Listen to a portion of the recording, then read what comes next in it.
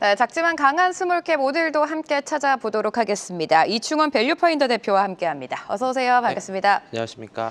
자, 오늘은 또 어떤 종목에 주목하고 계신지 바로 공부해 보도록 하죠. 에이텀이라는 종목 가지고 오셨는데 네. 동사 기업 설명 간략하게 부탁드립니다. 네, 이 회사는 이제 2016년도에 이제 설립이 됐고요. 7년 만에 코스닥 시장에 기술 특례 상장한 소형 트랜스 제조업체라고 보시면 될 것 같습니다.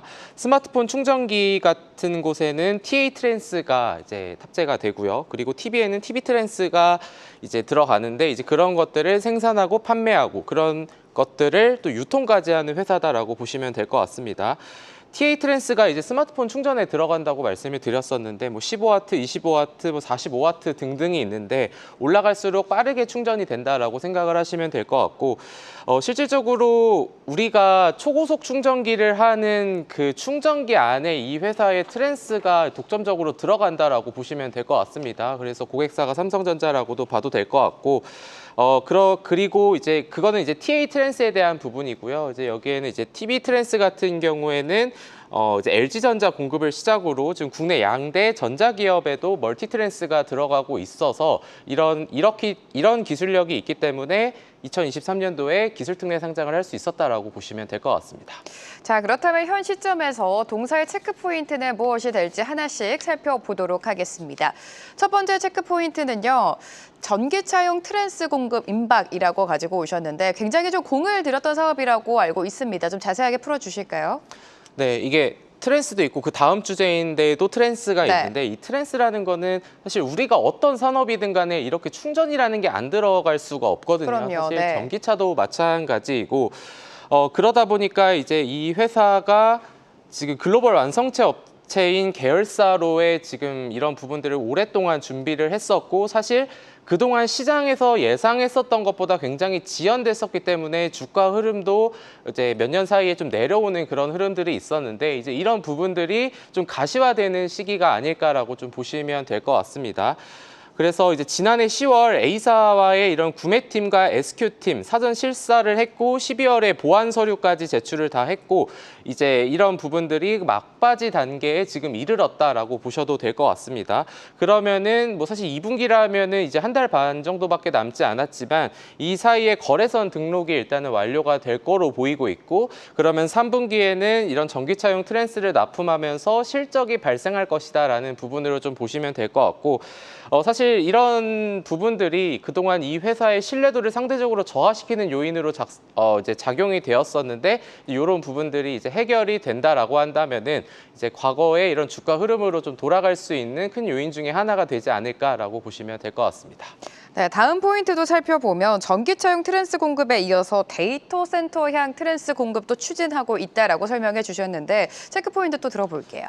네, 이제 네. 생성형 AI뿐만이 아니라 우리가 뭐 엔비디아라던가 아니면은 우리나라 회사 기업들 지금 글로벌 기조가 데이터 센터에 대한 이런 부분들이 좀 나오고 있는데 거기에는 뭐 이제 최근에 딥시크 같은 경우에도 엔비디아의 GPU를 사용하지 않아서 뭐 상대적으로 낮은 비용으로 뭐 생산할 수 있었다 이런 게 있었는데 지금 데이터 센터를 지을 때 가장 큰 문제로 제기가 되는 것은 바로 발열 문제입니다. 네. 이제 이런 부분들 그러니까 우리가 최근에 우리나라 주식시장에도 부각이 됐었던 게 그 열을 낮추기 위한 액침 냉각 기술 이런 관련주들도 굉장히 많이 좀 부각이 되었었는데 지금 전력 문제가 가시화되고 있고 데이터 센터 효율 향상과 전력 소모 감축에 대한 필요성이 늘어나고 있고 발열 방지를 위한 이런 개발에도 여러 가지 총력을 기울이고 있는 그런 상황인데 이 회사가 지금 준비하고 있는 데이터 센터용 트랜스는 서버 PC용 파워 서플라이에 적용이 돼서 발열 문제 해소에 기대가 된다는 게 가장 큰 강점이라고 보시면 될 것 같습니다. 그럼 어떤 차이가 있냐?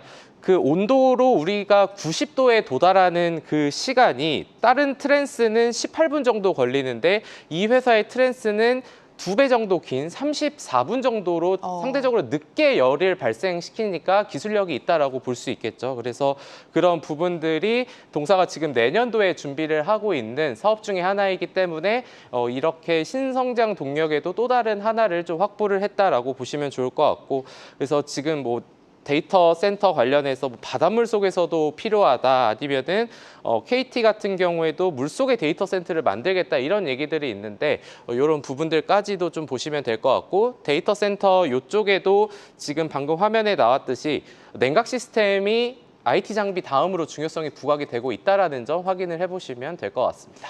네, AI 데이터 센터는 가면 갈수록 더 필요한 수요가 급증하고 있는 시점입니다. 발열 기술력이 좀 우위에 있는 동사를 좀 주목해야 된다라고 말씀해 주셨고, 또 하나의 모멘텀이 지금 보니까 최근에 시장을 계속해서 주도했던 게 조선과 방산 아니겠습니까? 네. 동사가 엔진 부품 제조 회사죠. DST를 인수를 하면서 여기에서 또 한 번의 실적 개선, 또 주가 상승을 이끌 수 있다, 시너지가 기대된다라는 평가가 있는데 어떻습니까?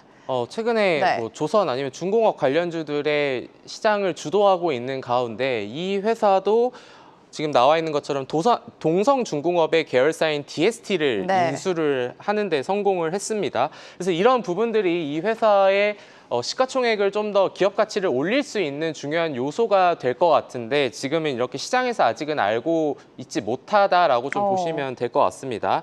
그래서 이 회사의 지분 50%의 플러스 한 주를 145억 원에 인수를 했고요. 이 회사는 주물 제조업체로부터 주물을 조달하고 절삭 가공해서 엔진 제조업체에 공급을 하는데, 선박 엔진 실린더 제조사라고 보시면 될 것 같습니다. 그럼 이 DST의 고객사에는 어떤 기업들이 있는지를 좀 살펴본다면은 HD 현대중공업이 있는데, 이 힘센 엔진이라는 게 있습니다. 거기에 실린더를 공급을 하고 점유율을 70% 차지하고 있다라고 보시면 될 것 같고, 그 다음에 HD 현대 마린솔루션 같은 경우에는 이러한 물량을 포함해서 AS하는 물량까지 지금 이 회사가 100% 독점 공급을 하고 있다라고 보시면 될 것 같고, 근데 이 회사의 작년 매출은 660억 원에 네. 영업이익이 29억 원으로 지속적인 성장을 지금 보여주고 있고요. 이런 기반을 바탕으로 꾸준하게 좀 기업 돈을 더 많이 벌 수 있고, 그렇게 되면은 이 회사의 지분 50%를 갖고 있는 에이텀에도 충분한 수혜가 될 수 있지 않을까라고 좀 보고 있습니다. 그리고 글로벌 조선 시장 산업 규모는 뭐 누구나 다 아는 것처럼 꾸준하게 성장을 하고 있고, 최근에 계속되는 수주가 나오고 있는데, 2023년 1,182억 달러에서 2032년까지 1,742억 달러의 성장이 전망이 되는 만큼 이 DST라는 기업은 굉장히 알짜 기업으로 좀 알려져 있기 때문에 이걸 회사를 인수한 에이텀에도 관심이 필요하다라는 관점으로 보시면 될 것 같습니다. DST 인수로 조선과 방산 분야까지 성장 동력을 확보했다라고 하셨습니다. 이제 실적을 봐야 될 것 같은데, 동사의 실적 개선은 어떻게 예상하고 계십니까? 네, 이 회사는 네. 사실 기술 특례 상장을 했기 때문에 계속된 적자를 보이고 있는데, 이런 부분들을 타개하기 위해서 이제 이번에 DST 같은 알짜 기업을 인수를 하면서 좀 총력을 기울이고 있고, 앞서 말씀드렸던 것처럼 글로벌 완성차 업체의 계열사와의 이런 계약이 지금 이제 3분기부터 매출이 발생한다면 충분한 이런 턴어라운드의 시기가 머지않아 좀 올 수 있지 않을까라는 생각을 하고 있고요.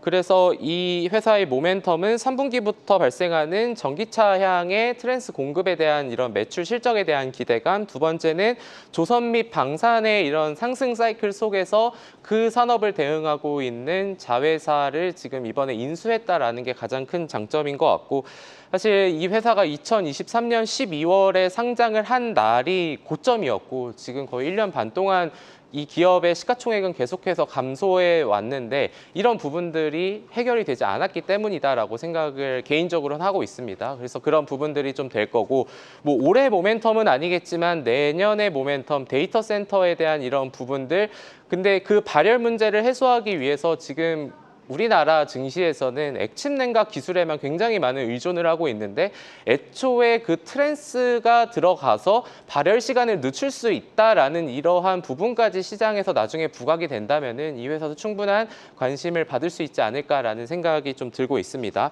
그리고 마지막으로 좀 리스크 요인에 대해서도 같이 말씀을 드려야 될 것 같은데, DST를 인수하기 위해서 이 회사는 올해 전환사채를 4번 발행을 했고, 그거에 이제 75억 원을 지금 자금을 조달했고요. 네. 그 외에도 이 회사가 안산 공장 부지 일체를 또 지난 1분기에 68억 원 정도에 또 매각을 하면서 DST 인수를 하기 위한 굉장히 많은 노력을 기울였습니다. 근데 이런 전환 사채 같은 경우에는 내년 2월부터 이제 주식으로 전환될 수 있는 옵션들이 있기 때문에 그 사이에 이제 주가가 만약에 오른다라고 가정을 한다면은 오버행의 이슈가 있을 수도 있다. 물론 지금은 아니지만 내년 2월에는 그런 부분을 우리가 감안을 해야 된다라는 부분을 좀 말씀을 드리고 싶고요. 그래서 최근에 이런 부분들을 위해서 많은 좀 자금을 조달을 했기 때문에 밸류에이션 상으로는 이 회사 기업의 가치를 명확하게 말씀드릴 수는 없겠지만 이런 기술력이 있는 산업으로 지금 트랜스를 기반으로 여러 산업에 지금 진출을 하고 있으니까 이런 부분들에 대해서